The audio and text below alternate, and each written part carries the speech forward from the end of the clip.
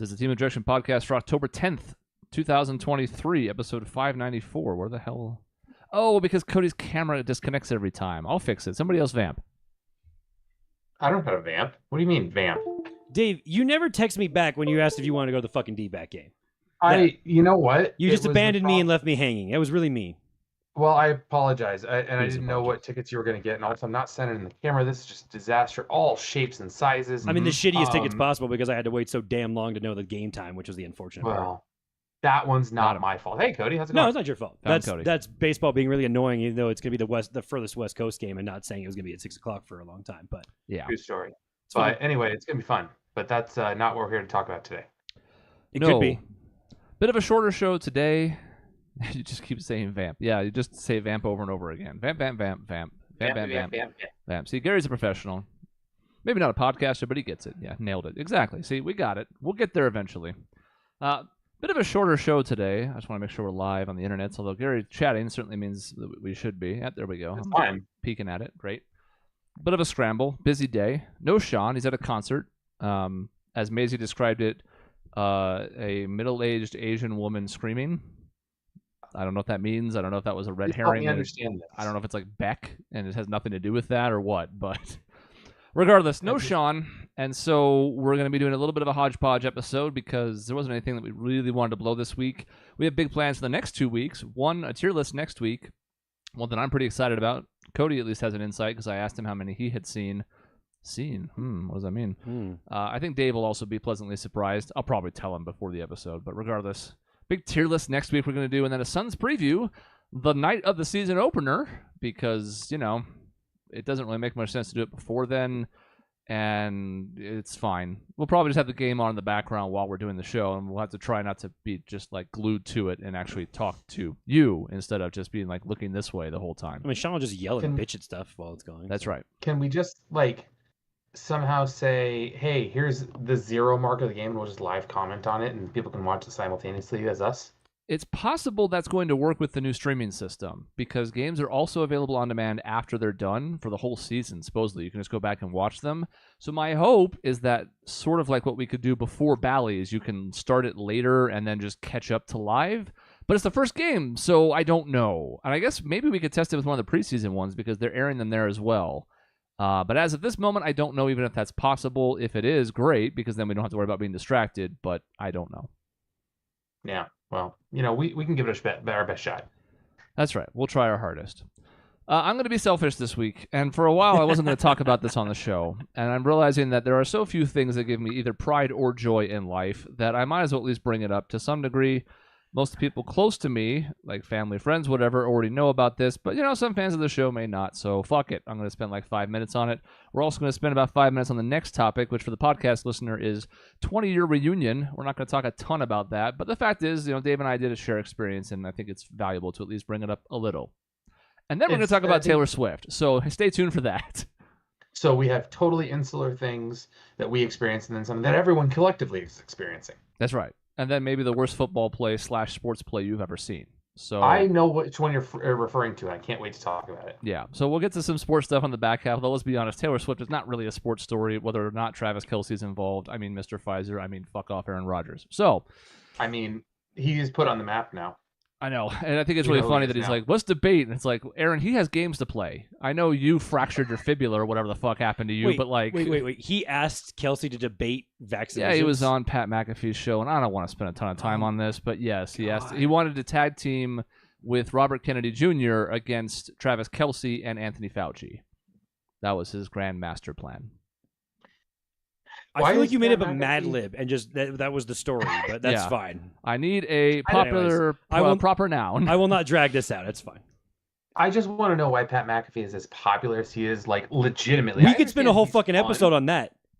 Seriously, I'm more than happy to.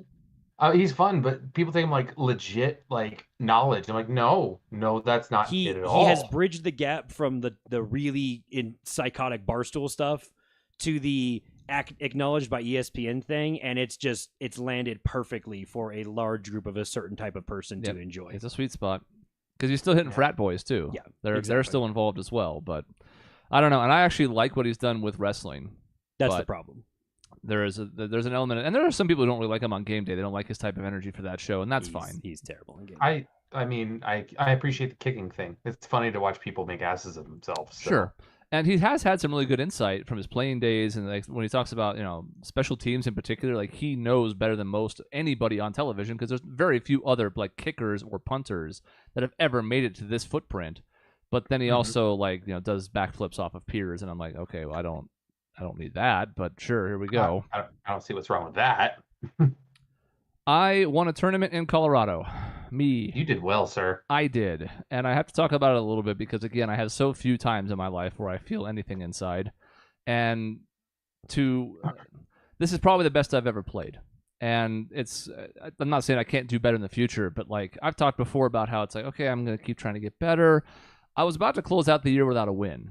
And that was fine. I was really happy with my 5th at the Arizona State Championships, but when I saw when the Colorado State Championships were, I was going to visit family anyways. I didn't know at the time that my paper was going to be sold and have a massive merger fucking everything up. But that's a different story for when I'm fired or no longer with the newspaper in who knows how long. Months, weeks, years. I'm pretty sure like 10 years ago, you're like, I'm not going to work for this place much longer. The expose that I do in an episode whenever I leave this place, whether it's 20 days or 20 years, is going to be something to partake in, let me tell you. I hope I'm alive. Yeah, me too. Maybe I won't be. Maybe my predecessor wasn't so fortunate. So I had not played these courses before, and one of the big questions I talked about a few weeks ago after the Arizona State Championships was, is my rating inflated because I play these courses and these tournaments where these courses are on more frequently than other people? Because, people come from all over the state to play in these tournaments, sometimes out of state. And I know these courses. It's not even a question anymore. I step up to a tee and it's like, I'm throwing this disc. I'm not even thinking about it. It's just, that's the disc for this hole. That's what I'm doing. So to go to new courses, I did get to play them once before the tournament on Wednesday. Flew in on a Tuesday and went and played both real quick on a Wednesday. And then, tournament started on a Friday. 3-day tournament. First day at the first course was a 6-under, one off the lead. Then we went to a different course, and I shot even, but the best round was like 4-under. It was harder, and the wind was also up that day. So we went back to the first course again, where I'd shot 6 down. I am 3 back of the lead, 6-under still, because I shot even the second day. Leaders are both at 9-under, and then there's 2 other people at 8. So I'm in solo 5th place. There's a few people at 5-under right behind me. And I'm only 2 under through 8. And to be fair, I was trying to shoot about 6-under. Like my first round was like, all right, that's about where I wanted to be. And then on hole 9, I don't know really what happened because I missed like a 15-foot putt on hole 6, a really easy par 3, and I was like, oh shit, just barely low. But I was like, damn it, that was a waste. On hole 9, I guess like the power of Christ compelled me or something. You can say whatever, but I went birdie, birdie, birdie, birdie, jump putt that hit the pole from like 50 feet. Birdie, jump putt that rimmed around the basket and missed, but I missed it to be fair. It was not a good putt. I still almost went in. Jump putt that was in the chains and spit out, like legitimately just an absolute fucking spit out. Was not off the center at all. Birdie, birdie. So 7 birdies in the last 10 holes, and I had putts that almost went in, and in one case should have gone in on the other 3 because the tee shots were all on point. The best shot was hole 10. Really tight fairway with a row of trees going across perpendicular to the tee. So it's like you got to try and get through them or around them or something. And my second shot was short of them. I was trying to pass them on the tee shot, threw a little low, and threw an absolute dime to like 6 feet. And I felt like that was where things really took off. And then coming up to hole 18, 2 weird things happened. One, somebody had a silent ace on 17 on my card. They threw, it's like a 320-foot par 3. They threw a like flexi type shot, and it skipped, and it went in the basket. But we couldn't tell. It didn't hit any chains. It didn't make any noise. It just went in, but it didn't look like it went in from the tee. The guy's caddy was the only one who knew. The guy himself was like, did that go in? I have no idea. The caddy somehow knew. He was like jumping up and down, and he looks over at us, and we're all like, is it in? We don't know. I hope it is. I'm rooting for you, but like, I don't fucking know. And we get halfway. Most unsatisfying. Kind of, yeah. Because I mean, we still got to be like, oh yeah, like everybody high-fived him and stuff. And we got halfway at the fairway, you could see the disc in the basket, but it was like, that's so weird. I've seen aces that don't hit the chains, but it still hits the basket hard. You hear it. This one just kind of skipped in and snuck around and didn't touch anything. So there's already kind of a weird vibe on the 18th tee. This guy behind me is the leader. He's one hole behind me because I was in 5th, so I'm not in the lead card. I'm in chase card. He birdies 16 and has a one-shot lead as he's playing 17 and I'm on the tee of 18. 18 is a short par 4. Can't be more than like 470, 480, but it's on a massive anthill of sorts. You know, like the mini golf thing where, like, you know, Castles and Coasters has one for our Arizona folks where it's like just a huge mound. And if you miss, it just rolls over and it goes, 50 feet the other way and you feel really sad. It was like that, but probably, God, I don't know, 15 is probably too tall. 12 feet tall with a basket on top of it. So very short par 4, very gettable. In fact, a couple people had eagle putts on it if they could throw far enough. But also you could like 4-putt it if you're not careful, just like in mini golf, because if you miss a putt, it's just going to go down to the bottom and you're going to have that same putt coming back the other way. So I'm on the tee of 18 thinking to myself, okay, I'm down by 1. I am almost certainly going to birdie this unless I butcher something. Is birdie enough? Because he also has to play 18 still, and I would expect him to birdie it too. He's a good player from the looks of it. I don't know anybody here. I'm not from Colorado, but I've met a few of these guys over the course of the tournament and whatever. So I try and eagle it. I try and get everything I've got behind a throw. I don't throw it very well, but it ends up about where a normal tee shot would have anyways. I didn't get all the way to the green like I was hoping, but it took 2 out of the equation. I was like 130 short. I'm not trying to throw it in on a mound and then send it 70 feet past and take a par like a dumbass. So eagle's out of the equation. All I can do is birdie it and then see what happens. I go turn in my scorecard, and I'm not, it's away from hole 18. So my uncle, who was caddying, Steve, ran back to get something and watched them play. And it sounded like the guy who was leading went out of bounds by about this much. Radio listeners, this is about 3 inches. Like, if any part of the disc is touching the out of bounds line, it's safe. But it wasn't by about this much. So even though he got up and down and would have birdied, the OB stroke meant it was a par, and we went to a playoff. And in that playoff, this is where I think the experience and just my demeanor in general helped. I'm not nervous. Even the whole round, I mean, maybe you can say I was carefree because I was behind by as much as 4 on hole 11 at one point before I really went off. But, like, I don't really get nervous. It's kind of cool because I know some people do under pressure. It sounds like I'm bragging, but I'm just like, it's one of my strengths, I guess. So there's a disc flip coin toss, if you will, and it lands on my side. So I go first. It's a par 3 with, like, really low-hanging branches that you have to throw between 2 trees unless you're throwing a forehand. And I throw it to like 5 feet.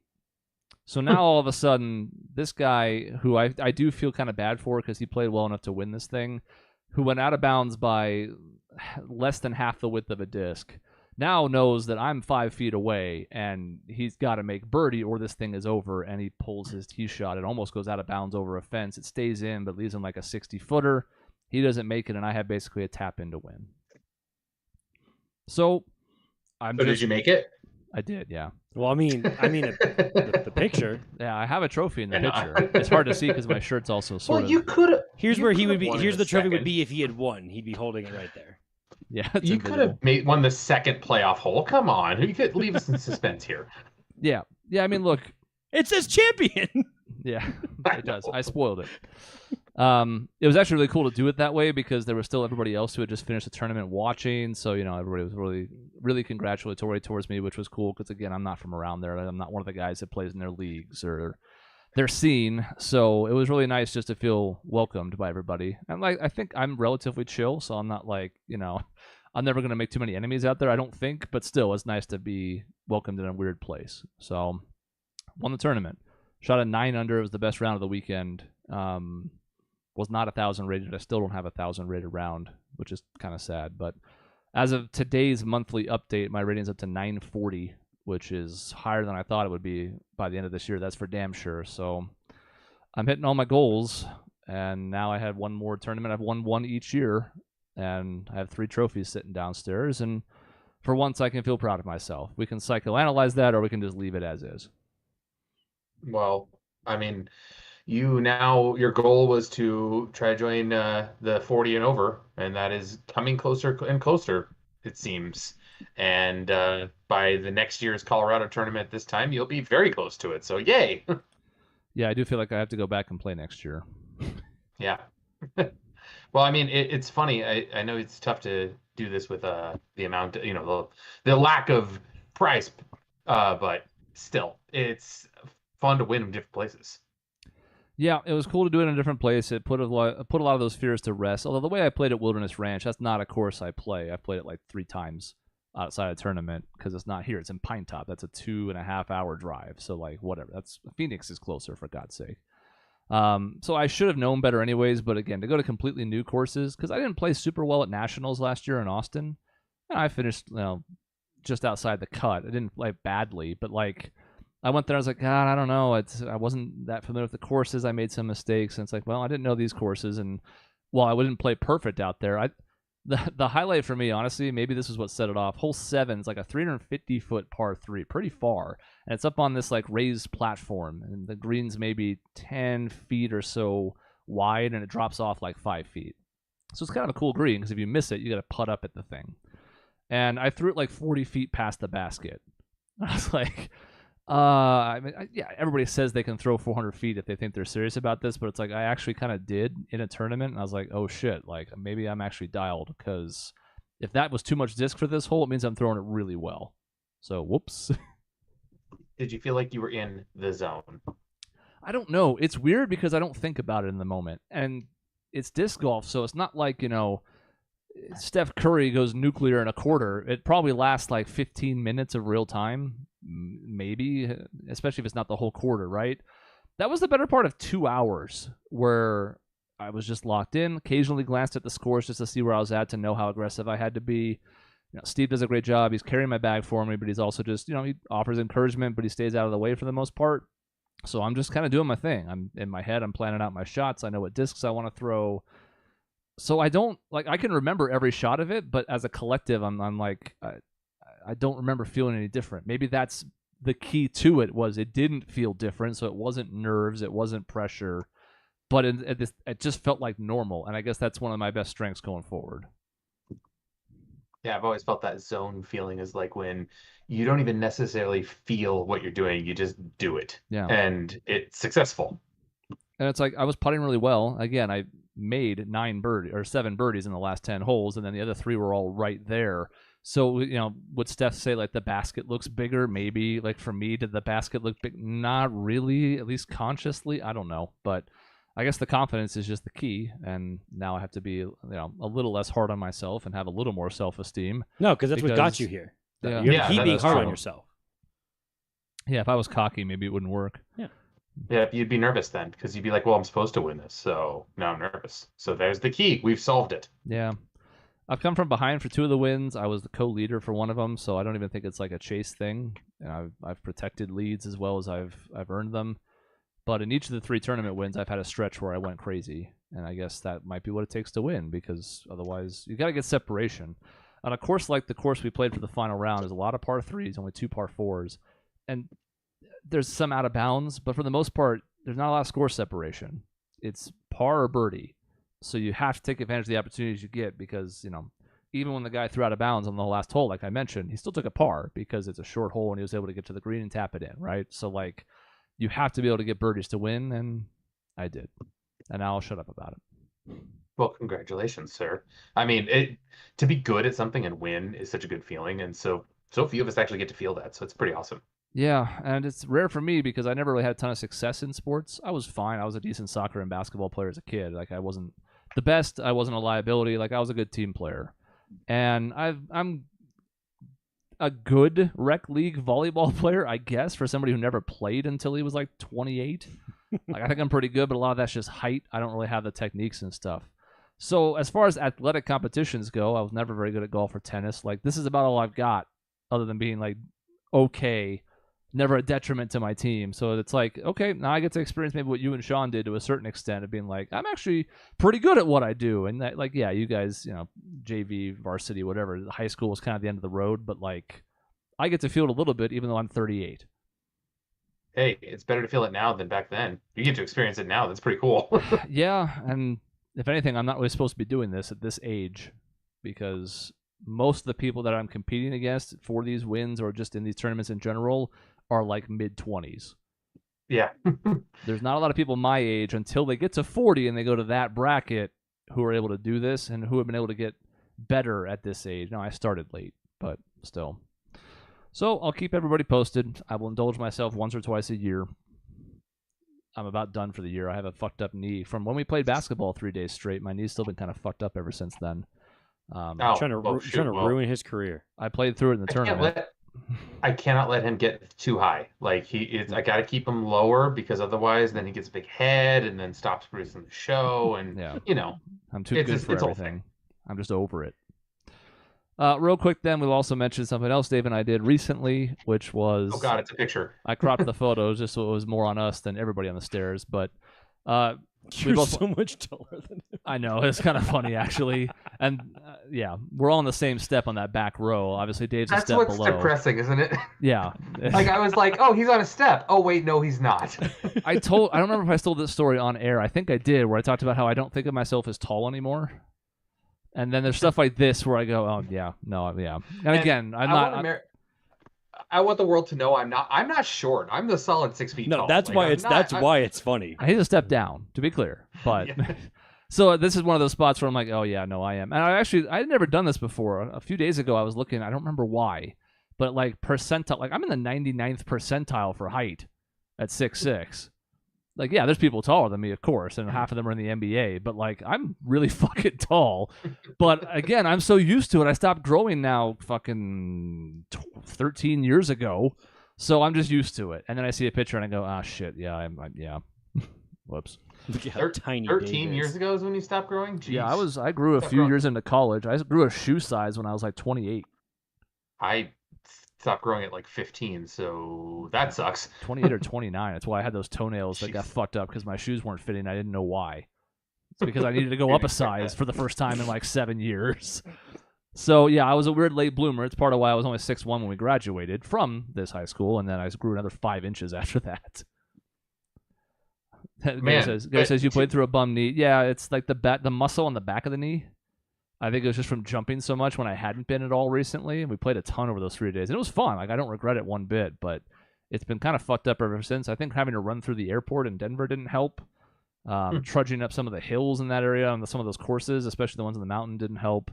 And the worst was I played in a tournament the weekend after that, and then we sat waiting for the award ceremony out in the cold. It was like freezing that night. And my leg just got so stiff after that I think I had to take a week off. And I tried to play Sunday and it didn't go well, but it's getting better. Reunion. I think it was just notable for a couple of reasons.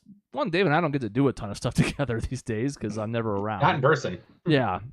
And we didn't really get to meet up with many of our classmates. He did later on in the weekend with some other events. I was only able to go to the one because of that tournament I was coming back up for. But it was actually just kind of cool to be back around the campus again. It's the first time I've been back in probably 14 years, and to see some of the improvements and to have a couple of the current students serve as tour guides, that was really fun, meeting a couple old teachers. So I just wanted to mention it was cool. I was sort of dreading it just because of what it represented as, the culmination of 20 years, but I had a good time. What about you, Dave? It's funny. I did have a good time. I definitely didn't see the vast majority of like the group that I hung out with back then. I mean, obviously seeing Chris, obviously I spent time with him in high school. I had my other best friend that I got to spend time with in the evening events. But I had a lot of friends that I didn't really see throughout that weekend. Yet still, I'm glad I went. I know there's a lot of people I've talked to about their reunions who seem to be like, well, I don't know, I'm going to see if X or Y person is going. And I'm like, yeah, but that leads to no one going if you kind of treat it that way.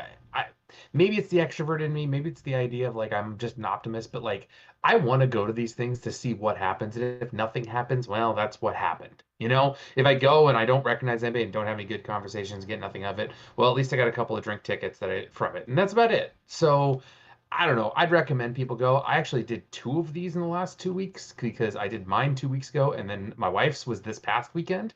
And that was funny being on the other side as well because I didn't know anybody from her high school. So it was kind of even more fun in some ways not to know people because I just got to, I don't know, listen. I just got to experience things through other people's eyes in a way. And nobody had any expectations for me because they didn't know me. So it's kind of cool in that own way. Yeah, I'd be interested to see what Courtney's take was on the whole day when she was there at yours because, as you mentioned to me on the side when we were in between events, it was like she's the only woman here, basically, because Brophy, all guys school, there's a couple staff members. Obviously, she wasn't the only woman on the camp, but like of the group that was going around. Unsurprisingly, it was almost all guys because Brophy, but none of them brought their wives to that event. I'm sure they did that night when you were there, but it was different. It was kind of funny, actually, because I asked specifically, I'm like, oh, okay, can spouses come to this? Is that the plan? Or spouses coming? And the guy's like, yeah, sure, bring her. It'll be great. Okay, I'll bring her. Only woman there. Yeah. So it was fine. She was actually interested to see it, too, because my sons may end up going there. I'm not 100% sure yet. It's likely, but that's going to cost some money, but we'll figure that out later. So it was kind of cool for her to get to see it. Get it, Brophy. I never actually thought of that before. As on the nose as that might be from Gary, I don't think I've put 2 and 2 together on that before.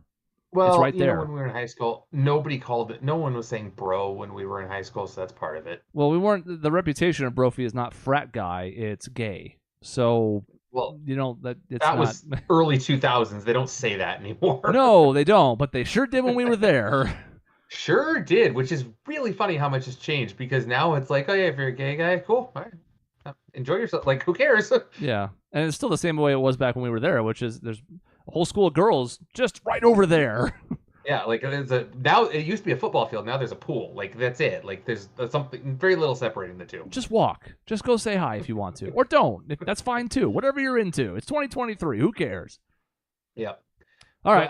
I'd recommend people going. That's all I'll leave off. Is like if you're questioning going to like 10-year, 20-year reunion, it was an important time, a formative time in your life. I'd say just go. You have to go to at least one. Nope. I didn't go to my 10-year. I don't regret it, even having enjoyed the 20-year. But now I'm at a different point in my life. I'm also more successful than I was 10 years ago. So that is a part of it, if I'm being honest, where I was like, yeah, I run a newspaper. Ask me anything. Like, yeah. Instead of being like, yeah, I'm a copy editor. I make fucking, I don't know what it was at the time, 16 an hour, like whatever it was, I have no money in my bank account. Ask me anything. You want to make a drive for donations? I don't have fucking money. Let's talk about it. But yeah, you should go to one, even if you're on the fence. Just be like, all right, maybe pick one of the big ones, not 15. Nobody cares about 15, but 10, 20, maybe 25, something like that. See, I don't need to go to mine ever in my pretty much lifetime because I'm still in a group chat with like my 7 closest friends from high school. So the only people I want to go see are the people I actually spent a lot of time with, and I already talk to them basically every single day. So I'm like, I don't know that I'd ever really want to go. Yeah, but you do run into people that you knew. I don't like a lot of people from my high school. They might be better people than men. No. It's true. I ran into one person that I could not stand in high school, and he was super pleasant to me the entire time. So I can just live with knowing I didn't like them, and I can just never go back on that. That fits my personality very well. Things change in life. You got to be open to possibilities. No one needs to see me because every thought they had about me in high school mostly remains the same, just toned back from like 100% to like 85. That's about it. See, that's growth. That's growth. Yeah, of a sort. It's regression, actually. Right. It's reverse growth. Yeah.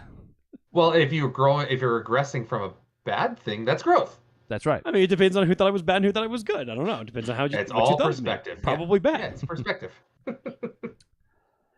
Let's talk about speaking of growth, T-Swift. Because look, if you've been under a rock, which is what it would take at this point, if you haven't heard the last couple weeks, supposedly Taylor Swift and Chiefs tight end Travis Kelce are dating, and this is important because I don't know, celebrity culture in general is important, even though it's not. So, her dating life in particular, as potentially the biggest star on the planet right now, that's a whole other conversation we could have on a different episode. Is like, who's the biggest star in America? But she's up there for damn sure. And if you don't believe that, look at her last tour. So either way, we're talking about it. The one reason I wanted to bring it up is because maybe it's because I'm getting old and I'm going to start having these takes more often. But it's like, I'm kind of frustrated with people that are upset by this because I'm like, who fucking cares?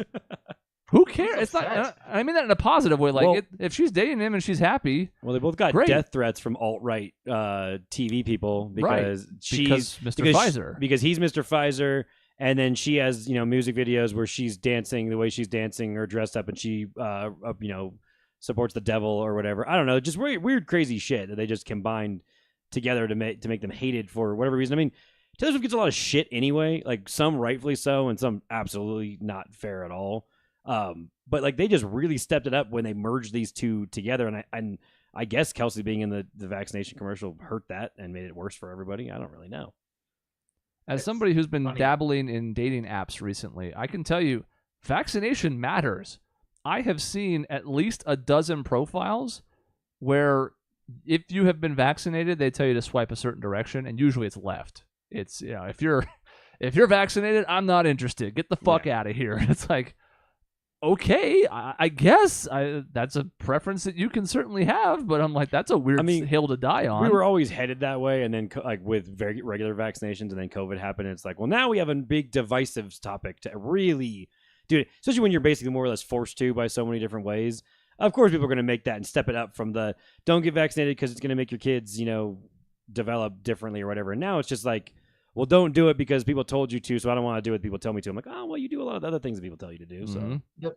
Isn't it funny that now there's booster shots and it's kind of like the flu shot? No one cares if you got it or not now. No one's gonna ask you, did you get your booster? No one cares. No. So why does it matter anymore? Oh, wait, we were all supposed to turn into zombies last week. You hear about that? That was the activation. Yeah, the emergency signal went out, and it turns out it didn't do fuck all because people were stupid. So we're fine. It doesn't matter anymore. I have gone from this is really annoying because the NFL is talking about it over and over again to thinking this is pretty funny because a good friend of mine who has no interest in sports other than the Tour de France and cycling, she is a huge Taylor Swift fan. So over the last 4 weeks, I have gotten more questions, like genuine, actually interested questions about Kelsey and then Jason Kelsey and football itself and all this detailed shit to then asking me questions about the documentary that Jason Kelsey does to how long is Travis going to be in the league. So basically just finding out, is Travis Kelsey a shitty human being? Because there's plenty of shitty human beings in the NFL, so that's a fair question. Yeah. To her now wanting to watch, because this is the progression it went to, the quarterback documentary on Netflix because Patrick Mahomes is in it, and he is obviously the quarterback of Travis Kelsey, and it's genuine interest, not like the bullshit, oh, I'm just going to acknowledge this, but her in-laws are huge sports fans, and this is now an easy entry point to caring about a team. It's so hard to start watching a new sport or whatever because you don't give a shit about anyone individually. If you can find an investment in a team or a player and actually watch it to do that, that's how you trick yourself into starting to watch it. So if this becomes, the Chiefs obviously have a giant bigger following now, and they're selling more jerseys from Kelsey and all that. Who cares? The NFL's done a lot worse to get fans than just embracing the biggest star in the planet that if she is or isn't dating them, who gives a crap? Her movie comes out from her concert thing, I think, this weekend. We'll see if this all dies down after that. If it does, then it doesn't look super great. And if it doesn't, then good for them. Who cares? Really?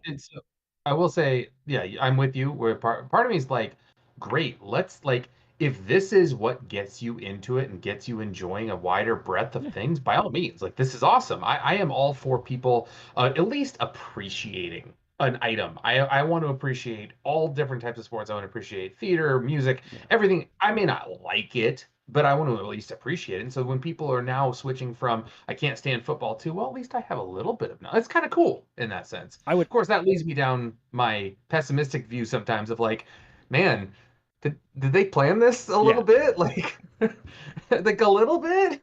I mean, it's convenient timing when Travis Kelsey is in, I am not exaggerating, I believe 5 different commercials. Now, he won the Super Bowl, so it makes sense. But I believe he's in 5 in the league by a long shot. Yeah, exactly. He's now, because a couple podcasts were like, oh, who's the face of the NFL right now? Brady's retired, Peyton Manning's hanging around, but he's been retired for a while. Rodgers is on his way out, and no one wants him to be the fucking face of the NFL anyway. So who kind of is it? Mahomes is vaguely interesting, but Kelsey's kind of taken on to that role, which is really funny, given the position that he plays is not the most overwhelmingly popular position. He may be the greatest receiving version of a tight end to do it, so he deserves it. It's not unwarranted in any way. But I'm hoping, because the NFL does not do a very good job of supporting its women fans, I don't think very often, given its lack of doing a lot of things for domestic violence type of stuff, and a lot of the merchandise you can buy is not really tailored to women at all.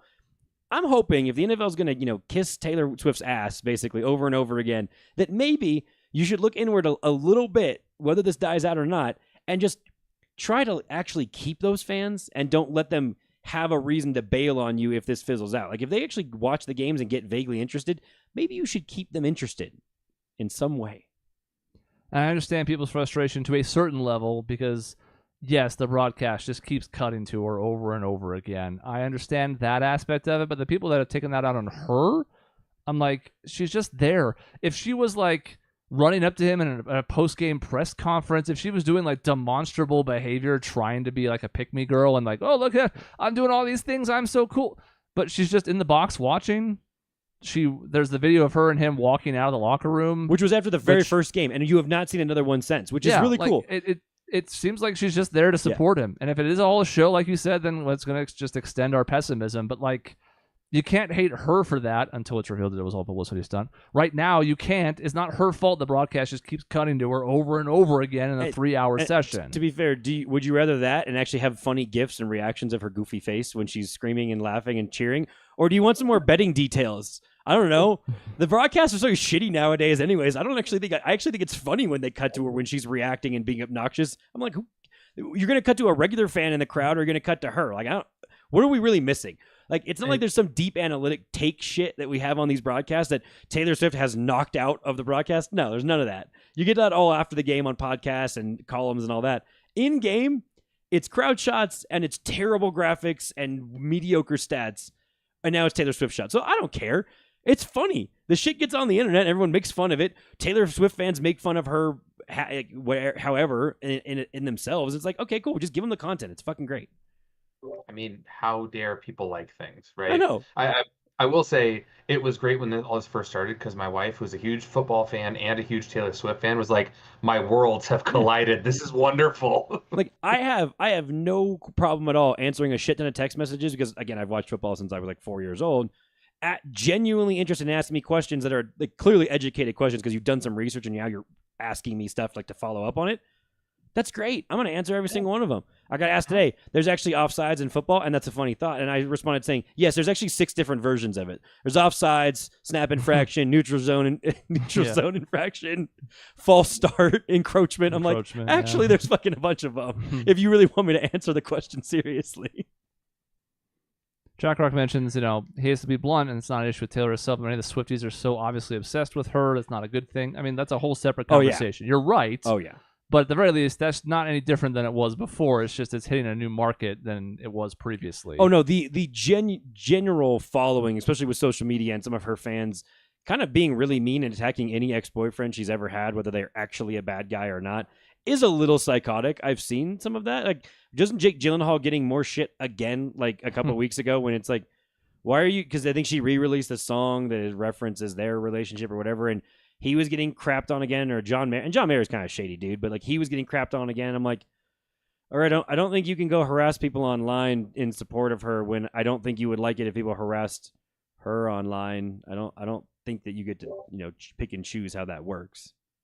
I just find it funny is before you just mentioned those 2 people, I don't know that I could have picked anybody that she's dated previously. I just know that she's got a reputation or people care about it.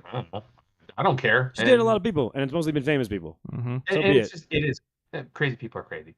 It's dumb to do anything like the worshippers. That's like you said, Jaguar. That the worshippers who take it too far are the problem. Yeah, and every now and then you get somebody who's like they want to be the OG. They want to be like the hipster. So they're like, well, Jessica Simpson was dating Tony Romo years ago, and it's like Jessica Simpson wishes she was anywhere near the size star that Taylor Swift is. I'm not a Taylor Swift fan, but I have to acknowledge the fact that she's a hell of a performer and she's massive. And Jessica Simpson, even at her peak, wishes she was like top 20 artists in the world. I don't even know how.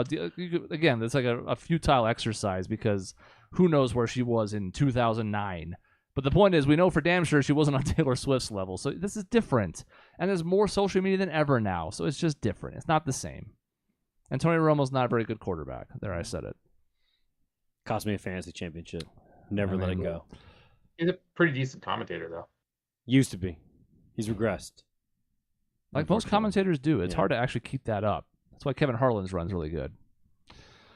All right, last topic, and I'm just going to let Cody describe the play. Yeah. Because I don't even want to do it. I narrated the whole first topic. So, Cody, go ahead and describe what might be, I don't even think this is hyperbole, the worst sports play you've ever seen given the context, the time, the setting, the whatever. I probably won't hit every single detail perfectly correct, but point being, Miami has the ball, and they're going to put this game away. It's over.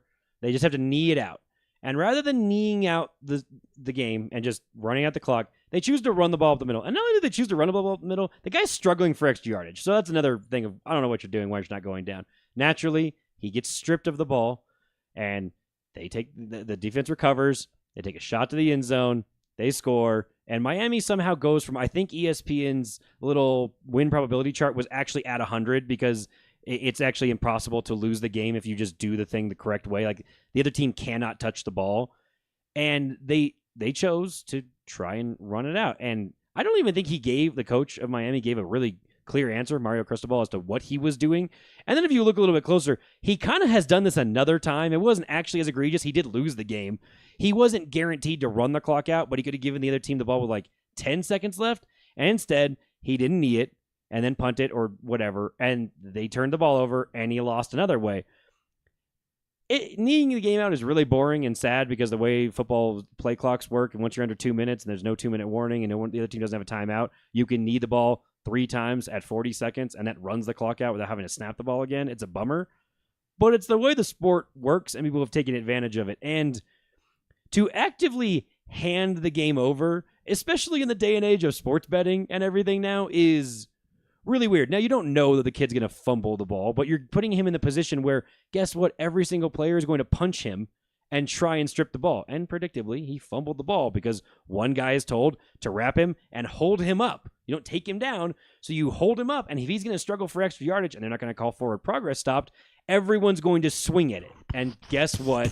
You can't actually hold, no matter how many drills you go through, you cannot hold onto the football because it's a weird shape in your arm if you are being held up by a man and everyone's hitting you. You're going to fumble the ball.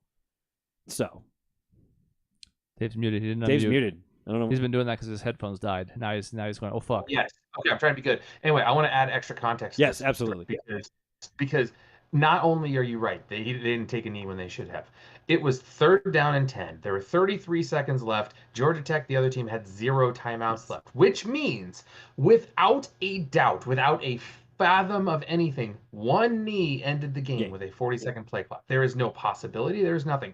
I was trying to figure out some other. I saw this at first. I'm like, wait, maybe Georgia Tech had a timeout, and therefore when he took a knee, they're going to have 30 seconds left. And that's kind of a long time, so maybe you can struggle for the first down and end the game. I actually would sort of understand that. Yeah, that's fine. Maybe there's 45 seconds left, and you just wanted, you didn't want to have to run like that punt play where you like run backwards 50 yards and take a save. Like, you don't want to do something like that because, you're worried that you're going to fumble. No, there's quite literally no reason that this should happen. You should just take a knee and end the game. That's how it works. That's how it's always worked. You win the game. Then second, on top of all of that, the best part of, I think, all of this is that Georgia Tech is not a passing team. Haven't been for decades. They had thrown for 74 yards the entire game. They threw for 75 yards in the last 2 plays to win the game. Which is funny because I turned the game on because we were flipping through Saturday because I had no interest in watching the baseball game. I was actually originally planning to watch at that point. Baseball game was great. So I had turned the baseball game off as my favorite team was getting obliterated by the D-backs. And I was like going there, I'm like, all right, what college games are on? Clicking through, I'm like, Miami. Okay. So we're watching the drive, like, okay, well, let's see if they can get a stop. They don't get the stop, which is the kneeing point. And I actually changed the channel off of it.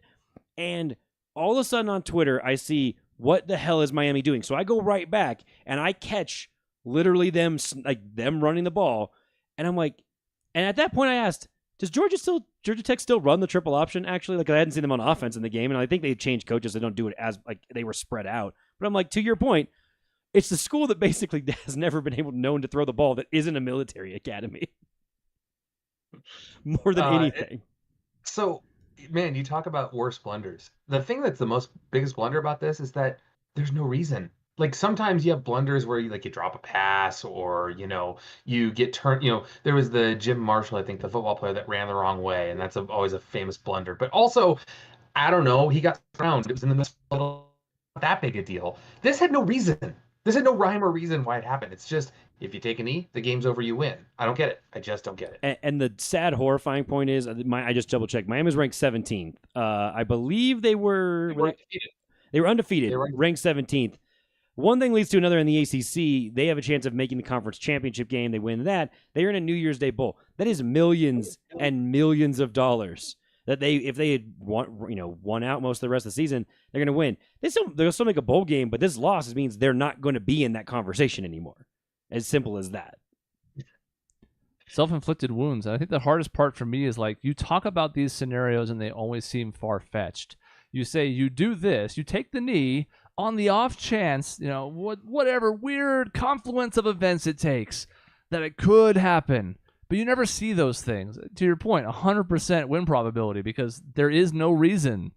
There's no, because people go like, well, you could fumble the snap on a kneeling play. It's like, well, yeah, but guess what? That same exchange has to happen in addition to another handoff if you're running a play. So that's a moot point.